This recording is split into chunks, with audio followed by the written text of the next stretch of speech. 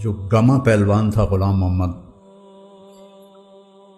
اس کا قد تھا 5 فٹ 8 انچ، اور 6.25 فٹ کے پہلوانوں کو اٹھا کے ایسے پھینکتا تھا جیسے کوئی تنکا اٹھا کے پھینک دیا۔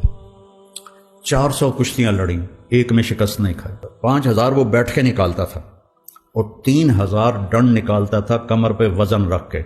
7 کلو بادام روزانہ کھاتا تھا، 5 مرغیاں روزانہ کھاتا تھا، 10 سیر دودھ روزانہ پیتا تھا، اور تہجد کا پابند تھا۔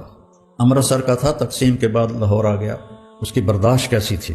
ایک سبزی والے سے سبزی لینے لگا تو وہ کوئی بھاؤ تاؤ میں کمی بیشی کی بات ہوئی تو اس نے وہ ہوتا ہے نا، وہ جو تولنے کے لیے جو باٹ رکھے ہوتے ہیں، اس نے اٹھا کے گاؤں میں مارا، اس کے یہاں لگا، خون نکل آیا۔ تو اس نے پگڑی کھول کے وہ اس کو بل دے کے نا بند کر دیا اور چل پڑا۔ تو لوگوں نے کہا پہلوان جی رستم زمان اے ماڑا جا بندہ، تجھے پھوک مارو تو اڑ جائے۔ تو کہنے لگے یہ رستم زمانی جو ہے نا، یہ برداشت سے سیکھی ہے، ایسے نہیں سیکھی۔